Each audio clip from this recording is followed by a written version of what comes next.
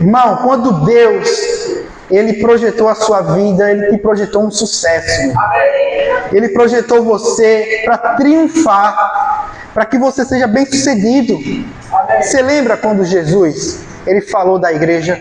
Ele disse bem assim: as portas do inferno não vão triunfar sobre a igreja. As portas do inferno não vão prevalecer sobre a igreja. Jesus falou. Jesus, Ele projetou um sucesso para você. Não para que você seja derrotado pelas portas do inferno, mas para que você prevaleça sobre ela. Deus, Ele quer que você tenha vitória sobre o mundo. É por isso que a Bíblia diz: esta é a vitória que vence o mundo, a nossa fé. Na primeira epístola de João, esta é a vitória. Não existe possibilidade de empate com o mundo, nem de derrota para o mundo. Esta é a vitória que vence o mundo.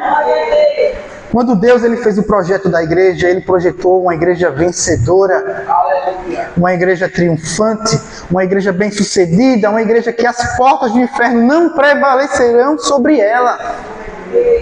Uma igreja que ela vence o mundo pela fé. Uma igreja que é mais que vencedora. Então Deus, Ele te projetou numa posição de vencedor, de vencedora, uma posição triunfante, uma posição em que você logra êxito sobre o mundo, uma posição em que você caminha em vitória sobre o mundo. Por isso que você não deve aceitar fracasso nem derrota, porque você nasceu para vencer, você foi projetado para vencer. Deus, Ele te idealizou para vencer o mundo, e não para que o mundo te vença.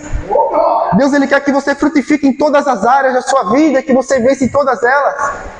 Amém? E é nesse contexto que entra o avivamento e a importância dele. Porque é o avivamento que nos enche de poder para que a gente continue vencendo os desafios da vida e o mundo. Vamos abrir nossas Bíblias em Atos 4:31. Eu não ativei o cronômetro.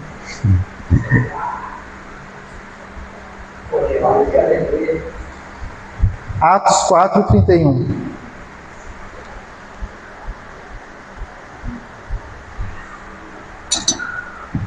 Aleluia. Tendo eles orado, tremeu o lugar onde estavam reunidos. E todos ficaram cheios do Espírito Santo, que com intrepidez anunciavam a palavra de Deus. Esse versículo registra um avivamento. Todos eles ficaram cheios do Espírito Santo. O avivamento é um enchimento de poder de Deus. O avivamento é um enchimento adicional. O primeiro enchimento acontece com o batismo no Espírito Santo.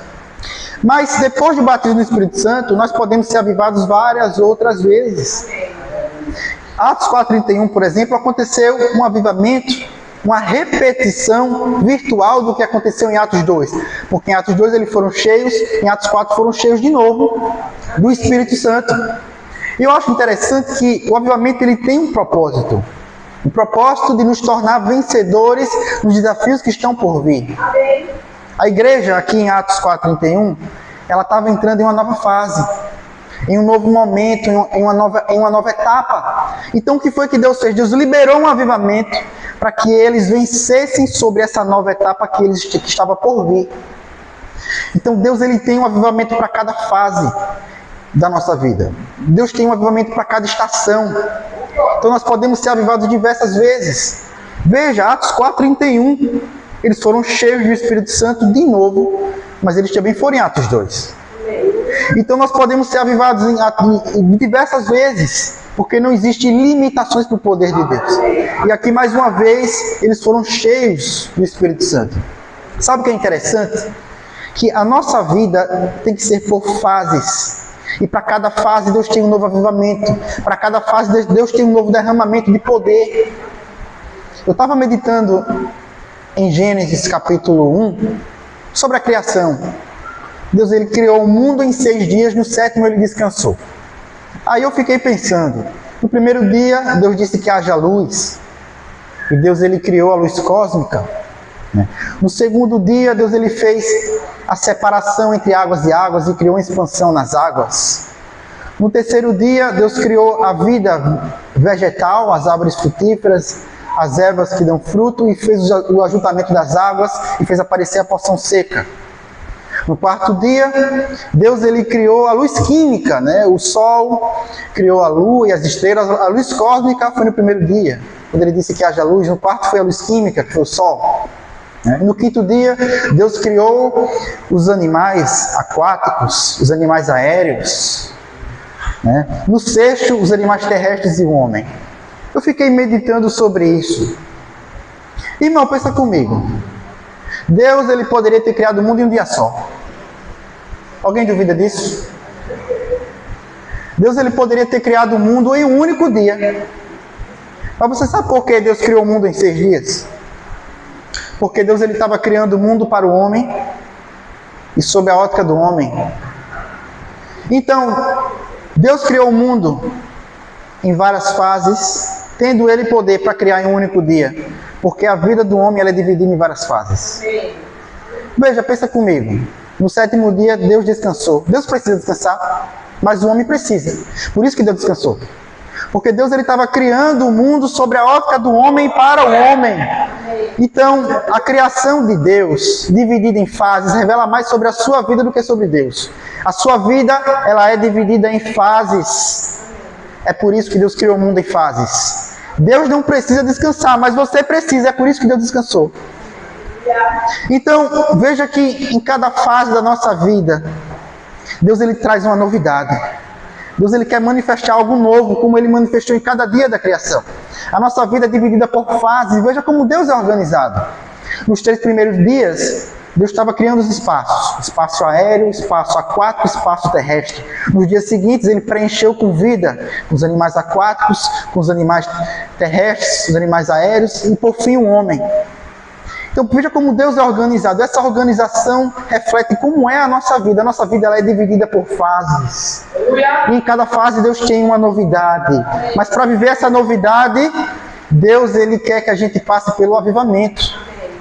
Em Atos 4:31, por exemplo, a igreja passou por um avivamento. Nós lemos esse versículo. E a igreja passou por um avivamento porque a igreja estava prestes de entrar em uma nova fase. Para cada nova fase, Deus tem um novo avivamento. Para cada nova fase, Deus tem um novo derramamento de poder. Nós temos que passar pelo avivamento, senão a gente não vai conseguir lograr êxito nos desafios que estão na fase seguinte. A igreja precisa ser avivada diversas vezes. Senão, ela não vai conseguir caminhar e viver o projeto de sucesso que Deus estabeleceu para a igreja. Amém? Em Atos 4:31, vamos ler de novo. Quero destacar outra coisa interessante. Atos 4:31, está escrito: tendo eles orado, tremeu o lugar onde estavam reunidos. Olha só, eu quero destacar que o lugar tremeu. Deus ele enviou um terremoto para aquele lugar, como resposta à oração. Esse terremoto foi um amém de Deus. Eles oraram, Deus enviou um terremoto como um amém. E eu estava pensando sobre todos os terremotos que Deus mandou na Bíblia.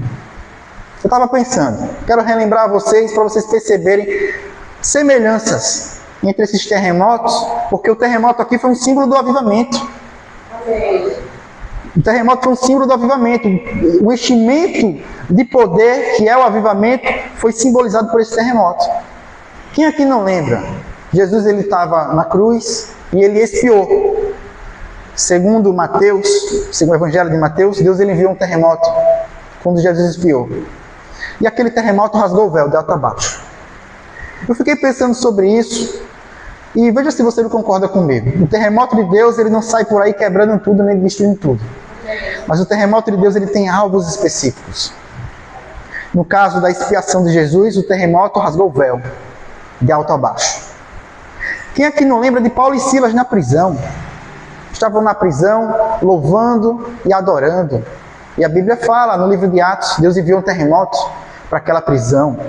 O terremoto abalou as estruturas da prisão, soltou as correntes de Paulo e Silas, abriu as portas e eles escaparam da prisão com segurança. Estava pensando sobre esse terremoto que Deus enviou e eu cheguei à conclusão de que pelo menos Paulo e Silas deveriam sair gravemente feridos desse terremoto. Afinal, foi um terremoto tão violento que abalou as estruturas da prisão. Não era qualquer prisão, era uma prisão com a segurança máxima do Império Romano. Era uma prisão subterrânea, no subsolo, numa masmorra romana, protegida com segurança máxima. Então, um terremoto tão violento, dessa magnitude que abalou as estruturas da prisão, deveria, no mínimo, pelo menos, deixar Paulo e Silas gravemente feridos. Mas a Bíblia diz, saíram ilesos, sem nenhum ferimento, sem nenhum hematoma. O terremoto de Deus tem alvos específicos. Qual foi o alvo do terremoto? As correntes, as amarras, as portas da prisão se abriram, a prisão foi destruída. Mas Paulo e Silas saíram ilesos daquela prisão. Não só Paulo e Silas, os prisioneiros que estavam com Paulo e Silas também saíram ilesos, não saíram machucados daquela prisão. O carcereiro também não foi machucado com o terremoto. Veja como o terremoto de Deus tem alvos específicos. No caso da morte de Jesus, o alvo foi o véu foi rasgado, de alto a baixo. No caso de Paulo e Silas, foram as correntes, as portas, a prisão. Mas Paulo e Silas saiu ileso e com as suas vidas preservadas, com um terremoto bem violento. Então a gente chega à conclusão de que o terremoto de Deus, ele pode mudar os alvos. No caso, um foi o véu, o outro foi as correntes, a prisão, mas o propósito é sempre o mesmo, alcançar vidas. O terremoto de Deus, ele tem o propósito de alcançar vidas. Naquela prisão, quem é que foi alcançado? A Bíblia diz que aqueles prisioneiros, eles estavam ouvindo Paulo e Silas orando e louvando na prisão, mas eles não estavam ouvindo de qualquer jeito, eles estavam ouvindo com interesse, com êxtase, porque eles estavam sendo tocados pela ação de Paulo e Silas naquela prisão. Então, eles ficaram com o coração aberto para o Evangelho. Não havia outra maneira daqueles prisioneiros terem contato com o Evangelho se Paulo e Silas não entrassem naquela prisão. O carcereiro se converteu. A família do carcereiro também se converteu. Então aquele terremoto, ele foi proveitoso porque ele alcançou vidas. A vida do carcereiro, a família do carcereiro e a vida dos prisioneiros. Se percebe que o terremoto de Deus, ele não é destrutivo, mas ele alcança vidas. O terremoto de Deus, ele abala as estruturas da prisão, mas ele nos torna inabaláveis. O terremoto de Deus tem alvos específicos e tem o maior propósito de alcançar vidas. Quando aquele terremoto, ele tremeu na expiação de Cristo, ele rasgou o véu e por isso nós somos alcançados. Aquele véu que rasgou nos alcançou. Você sabe o que significa um véu rasgado? Aquele véu, ele nos separava de Deus. Aquele véu, ele dizia que nós precisávamos de um sacerdote para ser o nosso mediador. Mas quando aquele véu foi rasgado, aquele véu que separava o lugar santíssimo, o santo dos santos, ele simbolizou que agora nós temos acesso a Deus sem precisar de um sacerdote. Nós somos sacerdotes. Está escrito na primeira epístola de Pedro, nós somos sacerdotes reais. Você tem noção que verdade gloriosa é essa? No Antigo Testamento inteiro eles precisavam de um sacerdote como mediador. Hoje nós temos acesso direto a Deus porque o véu foi rasgado. Que verdade maravilhosa! E foi o terremoto, segundo o relato de Mateus, que rasgou o véu. O terremoto de Deus não é para te destruir, é para te tornar mais inabalável. O terremoto de Deus, ele só destrói as coisas que não agradam a Deus. Aquele véu não agradava a Deus, não era o que Deus queria, por isso foi rasgado. Porque Deus não quer que você tenha um sacerdote para te representar diante de Deus. Deus quer que você tenha comunhão com Ele. Deus quer que você acesse a Ele. Então, o véu foi rasgado, porque o terremoto de Deus só rasga, só destrói aquilo que não agrada a Deus. O diabo achou que tinha vencido Paulo e Silas quando trancafiaram eles naquela prisão. Mas você sabe que Deus é especialista em transformar mal em bem. Paulo e Silas podiam estar perguntando: Deus, o que foi que a gente fez de errado? A gente não pecou. A gente estava pregando o evangelho e estamos aqui nessa prisão. Não, eles não reclamaram. Eles ficaram lá adorando e louvando. E Deus mostrou o verdadeiro propósito deles estarem naquela prisão. Se eles não estivessem lá, como é que aqueles prisioneiros iam ouvir o evangelho? Como é que o carcereiro e a família do carcereiro ia ser alcançada pelo evangelho? Era uma prisão inacessível. Era uma prisão que ninguém entrava lá. Uma prisão abaixo do solo. A porta era no teto, porque a prisão era abaixo do solo. Ninguém acessava. Mas Paulo e Silas entrou lá naquela prisão. e trouxe a palavra de Deus para aqueles homens. Ser preso parece algo ruim, mas Deus ele transforma coisas ruins em coisas boas para aqueles que amam a Deus. Todas as coisas cooperam para o bem daquele que ama a Deus. Talvez Paulo e Silas não entendessem porque eu estou nessa prisão, mas ficou muito claro o propósito de Deus. Vidas precisavam ser alcançadas. E o terremoto de Deus ele tem esse propósito de alcançar vidas. É por isso que em Atos 4:31, se você for ler de novo, está escrito, tendo eles orado, o lugar tremeu. Deus enviou um terremoto. E qual é o propósito do terremoto? Alcançar vidas. O avivamento, ele tem esse propósito de alcançar vidas. O primeiro propósito do avivamento é vencer o mundo. A igreja tem que vencer o mundo. A igreja ela não é derrotada, ela não empata com o mundo, ela não fracassa para o mundo. Mas nós somos mais que vencedores. Deus ele projetou a igreja para ser um sucesso. O avivamento ele tem o objetivo de potencializar a igreja, de avivar, de encher e renovar a igreja, para que ela continue vencendo o mundo. As portas do inferno não prevalecerão sobre a igreja. O projeto de Deus é a igreja que prevalece sobre as portas do inferno e não o contrário. Então, para que a igreja continue nesse propósito, a igreja precisa do avivamento. O avivamento é um renovo de Deus, é um enchimento adicional, é um revestimento de poder, é uma graça multiplicada para que a igreja continue vencendo. A cada nova fase da igreja, Deus ele quer derramar um novo avivamento, tem um avivamento para cada fase. Assim como na criação de Deus, Deus trouxe uma novidade para cada dia, na nossa vida tem um avivamento para cada fase, tem uma novidade para cada fase. Sempre tem mais para se receber de Deus, porque o poder de Deus ele é infinito. Eu percebo que o avivamento é para quem está vivo. O avivamento não é para quem está morto. É para quem está vivo. Por exemplo, Atos capítulo 2, no dia de Pentecostes, o primeiro avivamento da igreja. Quem foi que recebeu o avivamento? Foi todo mundo que estava na festa? Não, nem todo mundo recebeu. Alguns falaram, eu acho que eles estão bêbados, olha aí. Isso não é normal não, acho que eles estão embriagados. Esses não receberam porque estavam mortos. Só recebe o avivamento quem está vivo. O avivamento, ele transforma o vivo em ainda mais vivo. Ele transforma o inabalável em ainda mais inabalável. Ele transforma o fervoroso em ainda mais fervoroso. O avivamento é para quem está vivo. E sabe o que é interessante? É que Pedro e João, eles estavam sendo avivados em Atos 4:31. Nós lemos Atos 4:31, que está escrito, tendo eles orado, tremeu o lugar e todos ficaram cheios do Espírito Santo. Olha só, eu quero destacar a palavra cheios.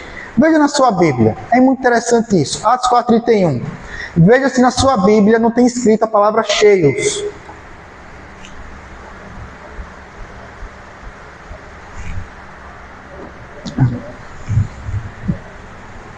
Atos 4:31, está escrito, todos eles ficaram cheios. Não é isso que está escrito na sua Bíblia? Cheios. Agora, olha só, olha que interessante. Volta alguns versículos. Leia o versículo 19.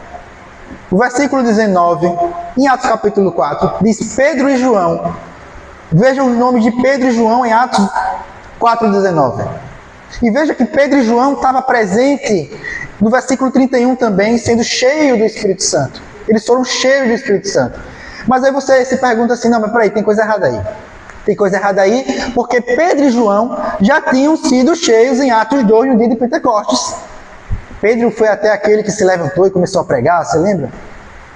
Pedro e João já foram cheios em Atos 2, mas de novo em Atos 4:31, está escrito na sua Bíblia que eles foram cheios de novo.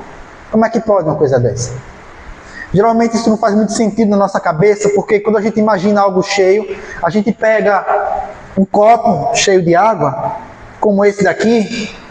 Olha só, geralmente a gente pega um copo cheio de água como esse, enche até o topo e imagina, claro, que o copo está cheio. Só que Deus ele não é como essa água, porque essa água é morta e Deus é um poder vivo.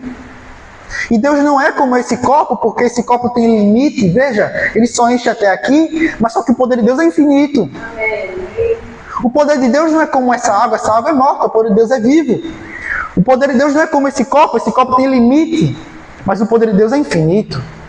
Então nós podemos ser cheios diversas vezes. A prova disso é Pedro. Na sua Bíblia está escrito, eles foram cheios em Atos 4:31. Mas eles já tinham sido cheios em Atos 2. E eles podem ser cheios várias outras vezes, porque Deus ele tem um avivamento para cada fase da igreja. Deus tem um avivamento para cada fase da sua vida. Então nós podemos ser cheios diversas vezes. Não há limites para ser cheio. Sempre temos algo para receber de Deus. É por isso que a Bíblia diz, nós somos transformados de glória em glória. A glória de Deus não é infinita. Então é uma transformação gradativa e contínua e infinita, e sempre tem uma nova porção de glória para receber, porque o poder de Deus ele é infinito. Então você pode ser avivado 1, 10, 15, 50 vezes, e sempre vai ter mais para receber, porque não tem limites para o poder de Deus, meu irmão. A gente vê aqui, Pedro e João foram batizados do Espírito Santo em Atos 2, cheios, mas foram cheios de novo em Atos 4:31. Não é assim que está escrito na sua Bíblia? O mesmo pode acontecer com você. Você pode ser cheio diversas vezes pelo poder de Deus. Amém? Você sabia que Deus, ele age segundo a sua expectativa? Amém. Ah, eu não tenho expectativa de receber nada de Deus. Então é nada que você vai receber. Deus, ele age segundo a sua expectativa. Eu vou lhe provar na Bíblia.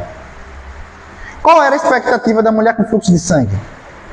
De ser curada. Mas veja bem, a expectativa dela tinha algo específico. Ela disse, se eu tão somente tocar na orla das suas vestes, veja que tinha uma condição muito específica. Eu sararei, ela disse. E o que foi que Deus fez? Deus agiu conforme a expectativa dela. Ela tocou e foi curada. Você percebe como Deus age segundo a nossa expectativa? Se ela dissesse assim, se eu tão somente passar pela sombra de Jesus, eu sararei. O que você acha que ia acontecer? Ela ia passar e ia ser curada, porque Deus age segundo a nossa expectativa. Glória! Aleluia! Se a sua expectativa estiver somente na palavra, se a palavra for suficiente para você, então você vai ser curado somente pela palavra. Amém. Deixa eu te trazer um exemplo bíblico. O centurião. Você lembra do centurião? O centurião, ele tinha um servo que estava gravemente doente, à beira da morte. Ele se aproximou de Jesus. O centurião é uma patente militar muito respeitada naquela época. Ele é um comandante militar. E claro que não é a maior patente militar do Império Romano, né? Mas ele é a maior patente militar que entra na batalha. Porque o centurião, ele entra na batalha, ele batalha, né? Junto com os soldados. Ao passo que as patentes acima dele, elas só comandavam, mas não entravam na batalha. Então, naquela época, muitos centuriões morriam, né, por causa disso, porque eles entravam na batalha. Mas para chegar ao cargo de centurião, tem que ser um guerreiro muito experiente e habilidoso. Então, ele era de fato o símbolo do Império Romano naquela época, por ser a patente mais alta que entrava na batalha. Então, a Bíblia fala que um centurião, né, que é uma patente militar de respeito, se aproximou de Jesus. Ele disse, olha Jesus, eu tenho um cargo de autoridade. Eu sei o que é ter autoridade. Eu mando os meus soldados e eles obedecem. Então, o meu servo está doente, o meu servo. Só dê uma ordem, Jesus, para que a doença saia. Só dê uma ordem, é só isso que eu quero. Não precisa ir lá, impor as mãos sobre ele, não. Não precisa nem tocar nele, só dê uma ordem. Porque eu reconheço que o Senhor tem autoridade sobre a doença. Jesus disse para o centurião, eu nunca vi uma fé tão grande como essa em Israel. Jesus mandou a palavra e imediatamente o servo dele foi curado à distância, sem que Jesus precisasse colocar a mão naquele servo. Onde estava a expectativa do centurião? Estava só na palavra.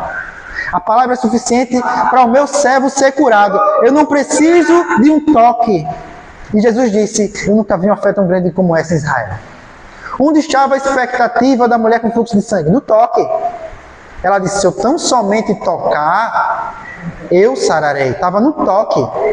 O do centurião não. A expectativa dele estava só na palavra. A palavra é suficiente para o meu servo ser curado. E Deus agiu conforme a expectativa dele. Deus, ele age conforme a sua expectativa. Qual é a sua expectativa? Por que eu estou falando de expectativa? Porque o avivamento não acontece se você não tiver expectativa. O avivamento não acontece se você não tiver expectativa de nada. Eu, por exemplo, já congreguei em uma igreja antes do verbo, que não acreditava que, por exemplo, o falar em línguas era para todos. Era só para alguns. Alguns privilegiados falavam em línguas, outros não. E o que acontecia nessa igreja? Deus agia conforme a expectativa que as pessoas tinham. Já que o falar em línguas não é para mim, é só para o irmão, então a maioria não falava em línguas. Só alguns falavam. E pior ainda, existem igrejas que acreditam que o falar em línguas é para ninguém. Você sabia que existem igrejas assim? Que acreditam que o falar em línguas é para ninguém? Falar em línguas não é para hoje, era só para aquela época. E o que acontece nessas igrejas? Ninguém fala em línguas. Ninguém fala, porque Deus age conforme a expectativa de cada um. Se você chegar para um membro dessa igreja que não acredita no falar em línguas, você pergunta, ei, tu fala em línguas? Falo, não, isso aí não existe não. Não é para hoje, era para aquela época. Alguém fala em línguas na tua igreja? Não, não fala. Não, claro, não existe. O Espírito Santo, ele nunca vai possuir alguém dessa igreja, quem possui é demônio, e dizer assim, vocês estão equivocados, vocês estão enganados, na verdade, falar em línguas é para hoje. Não. Deus nunca vai fazer isso. Deus vai agir conforme a expectativa de cada um. Você não tem expectativa em falar em línguas não? Então não vai falar. É simples assim. A gente vê isso muito claro. Quando a mulher com fluxo de sangue, ela tem expectativa no toque. Ela tocou e foi curada. E temos o exemplo do centurião. Ele tinha expectativa na palavra, sem toque nenhum. E Jesus disse, eu nunca vi fé tão grande igual a essa, pois tome aqui a palavra, tudo que você quer, seu servo está curado. Você percebe como Deus age conforme a nossa expectativa? Qual é a sua expectativa? Não tenho expectativa nenhuma. Então, quem não tem expectativa nenhuma não recebe nada de Deus, meu irmão. Como exemplo de quem não recebe nada de Deus. Na passagem da mulher com fluxo de sangue, a Bíblia fala que Jesus estava cercado por uma multidão. E a mulher com fluxo de sangue entrou na multidão, ela tocou por trás de Jesus. Com certeza a multidão estava tocando Jesus, até de forma sem querer, até de forma acidental. Estava tocando, porque Jesus estava sendo pressionado, cercado e comprimido pela multidão. Mas o toque sem querer não faz nada. O toque por acidente não tem poder nenhum. Eles tocavam em Jesus, nada acontecia. Mas é porque Jesus não tem poder? Não. A mulher com fluxo de sangue tocou e foi curada. Mas o que é que tinha de diferente no toque da mulher com fluxo de sangue? Ela não tocou sem querer. Ela não tocou por acidente. Ela tocou com expectativa de ser curada. Ela tocou com a fé que ela seria curada. Você percebe que eles estavam tocando no próprio Senhor Jesus Cristo, mas nada acontecia. Eles estavam tocando no próprio Deus em forma humana, no próprio Senhor, nada acontecia. Aí veio uma mulher, tocou e foi curada. Quem toca sem expectativa, nada recebe de Jesus. Você percebe isso? Qual é a sua expectativa? Você tem que ter expectativa nas promessas que Deus te fez. Você tem que ter expectativa de acontecer o avivamento. Porque quem não tem expectativa não recebe nada de Deus. Quem toca sem querer no próprio Senhor Jesus não recebe nada. Quem toca por acidente não recebe nada, mas aquele que tem expectativa recebe. Se a sua expectativa estiver na palavra, como um centurião, você vai receber aquilo que a palavra diz. Você tem que ter expectativa nas promessas que Deus te fez, porque você foi projetado por Deus para vencer o mundo. Esta é a vitória que vence o mundo, a nossa fé. Nós somos mais que vencedores, você não é mais que perdedor, você não é mais que fracassado, você não empata nem perde para o mundo, você vence o mundo. E você tem que ter expectativa de viver esse projeto que Deus designou para a igreja. Amém? Nós temos que ter expectativa no avivamento. É interessante que em Atos 4:31, vamos ler de novo. Quero destacar outra coisa.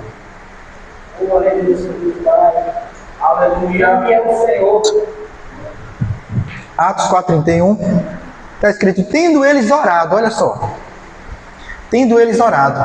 Irmão, não existe avivamento sem expectativa e sem oração. Não existe avivamento sem oração. A Bíblia diz: tendo eles orado.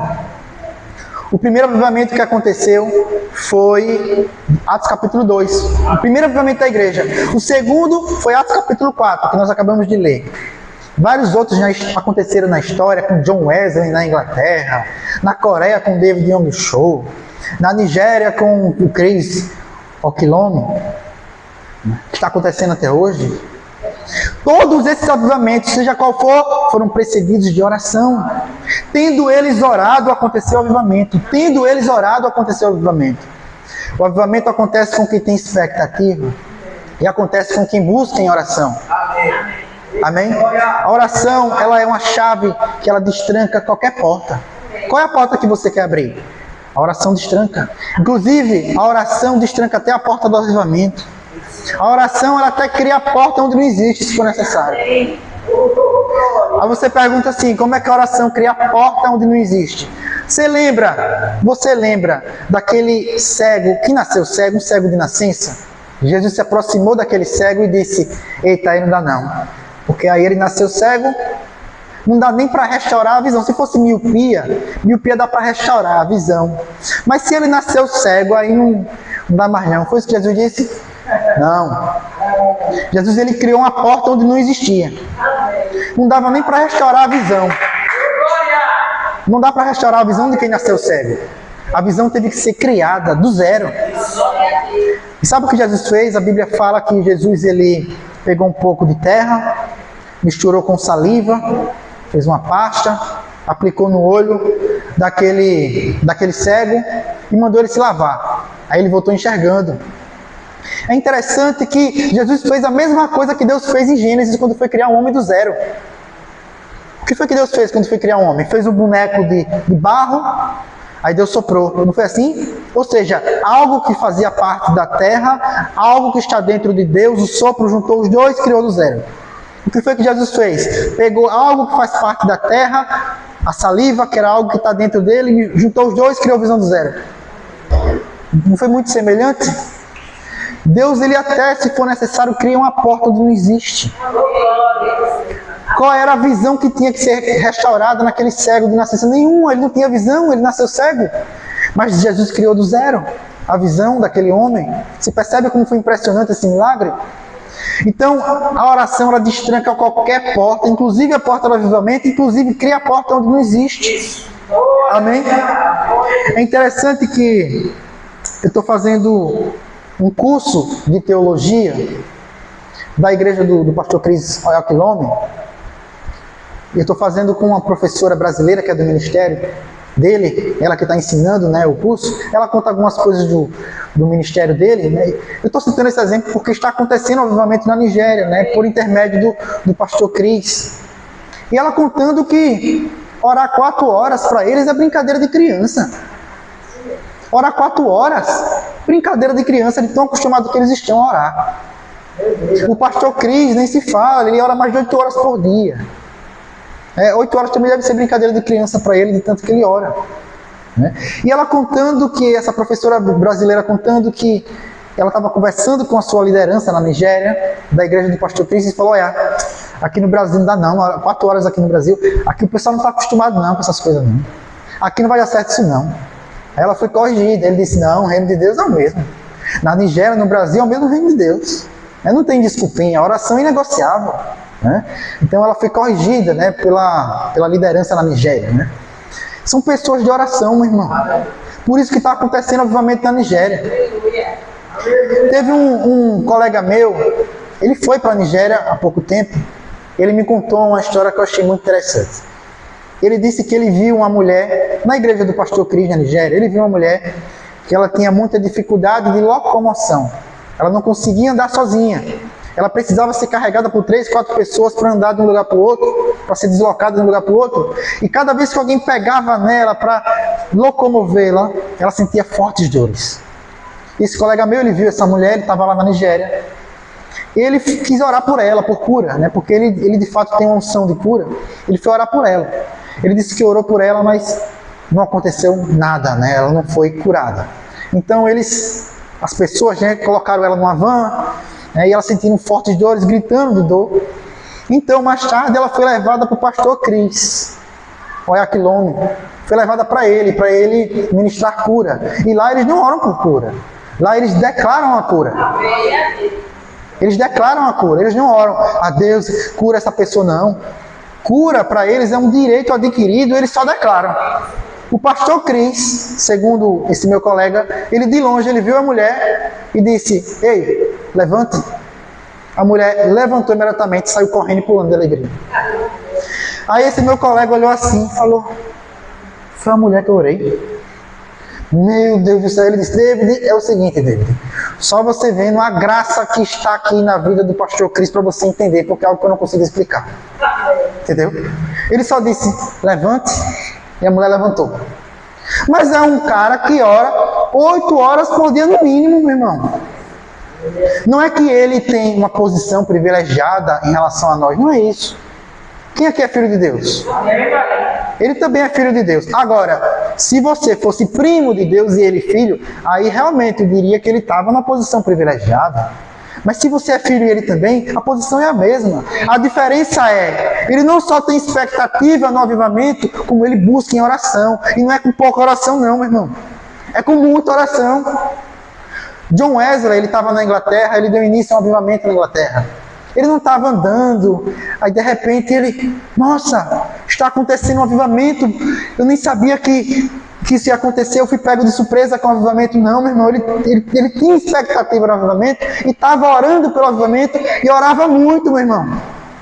Orava muito. E aí o avivamento aconteceu. O avivamento não acontece por acidente, ele não acontece por acaso. Mas o avivamento acontece com pessoas que têm expectativa, com pessoas que buscam oração.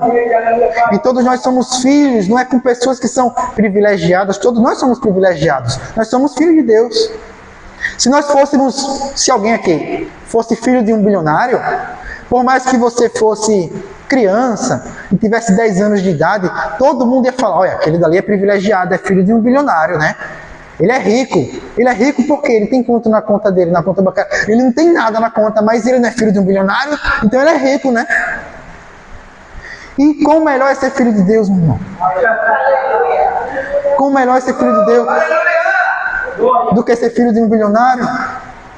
Amém? Todos nós estamos na mesma posição, filhos de Deus. A diferença é, tem uns que oram mais, né?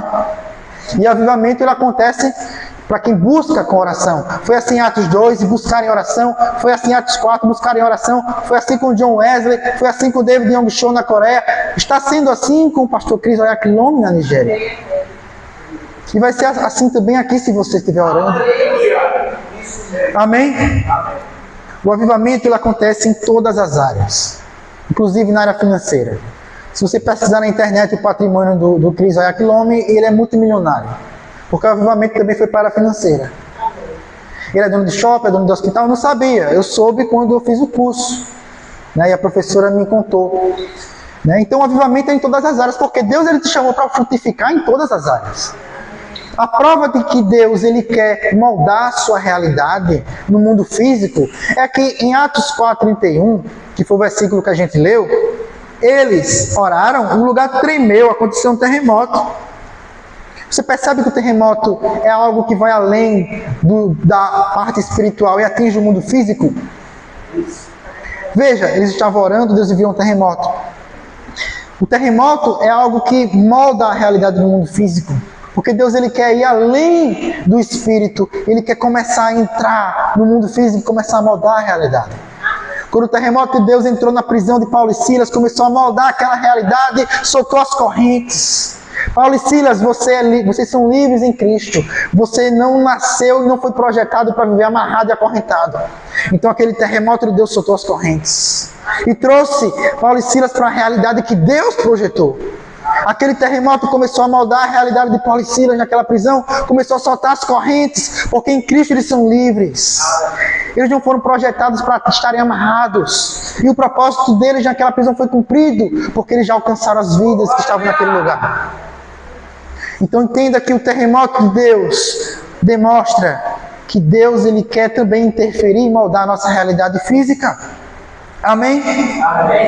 E para finalizar a pregação, que eu estou vendo aqui que o meu tempo está se acabando, o avivamento, ele transforma pessoas comuns em pessoas sobrenaturais, em grandes homens e mulheres de Deus. Quem era Pedro antes do avivamento? Um pescador. Pedro, André, Tiago e João, 4 pescadores, talvez até mais sejam pescadores, né? Porque a Bíblia não fala a profissão de todos. A gente sabe que Mateus era publicano, a profissão, né? Mas veja bem, pessoas comuns foram transformadas em pessoas sobrenaturais. Pessoas que não tinham capacidade nenhuma de desafiar o sistema do Império Romano naquela época, mas que conseguiram, e a única explicação é Deus estava com eles. A única explicação é, eles foram avivados. Porque se não fosse Deus, eles iam ser pessoas comuns por todas as suas vidas, e eu não estaria pregando sobre eles aqui. Eles eram pescadores. Eles não eram uma liderança eclesiástica, não eram governadores, não era o imperador César daquela época, o Tibério César, não. Pessoas comuns, pescadores, que foram transformados em grandes homens e mulheres de Deus. O avivamento, ele transformou Mateus em um grande escritor. Mateus escreveu o primeiro evangelho da Bíblia. E quem era Mateus antes? Era um publicano, segundo a Bíblia. Publicano é uma pessoa muito odiada naquela época. É um cobrador de impostos. E publicano é alguém que serve o Império Romano. Mateus, ele era odiado pelos judeus por ser publicano, porque ele era um judeu que aceitou trabalhar para o Império inimigo, né? Eles consideravam o Império Romano como inimigo. Então Mateus era odiado pelos judeus. Mas olha só quem Mateus se tornou. Se tornou um grande escritor. Quantas pessoas não se converteram lendo o Evangelho de Mateus? Então veja o que o avivamento faz com a nossa vida. Ele transforma pessoas comuns em grandes homens e mulheres de Deus. Ele desenterra talentos que nós nem sabíamos que tínhamos. Pedro nunca imaginava que ele ia deixar de ser pescador para ser um pescador de homens. Mateus nunca imaginava que ia deixar de ser publicano para ser um grande escritor. Porque o avivamento, ele vai desenterrar talentos que você nem sabia que tinha. Amém? Vamos encerrar a pregação, meu tempo já extrapolou. Amém? Vamos orar. Senhor, muito obrigado pela Tua palavra. Muito obrigado pelo avivamento que está sendo derramado sobre Sua igreja. Começou a ser derramado em Atos 2 e até hoje continua sendo derramado para aqueles que têm expectativa, para aqueles que buscam em oração. E nós estamos, Deus, com um coração, com expectativa, cheio de expectativa, Senhor, para receber o Teu avivamento, para receber o Teu renovo, para receber o enchimento que vem lá do alto, direto do trono de Deus, Senhor. Esse avivamento que desenterra talentos que estão dentro de nós, esse avivamento que nos transforma em grandes homens e mulheres de Deus, esse avivamento que revela todo o nosso potencial pela Tua graça, Senhor. Nós estamos de coração aberto, cheios de expectativa para receber o Teu avivamento, e nós nos comprometemos, Senhor, a buscar em oração, porque a oração é uma chave que abre qualquer porta. A oração cria a porta onde não existe, e a oração abre a porta do avivamento. Nós cremos nisso em nome de Jesus, e é por isso que nós vamos orar mais, Senhor. Nós vamos buscar mais a Tua face, a Tua presença, porque nós cremos que nós vamos abrir aquelas portas que estão emperradas. No nome de Jesus, amém.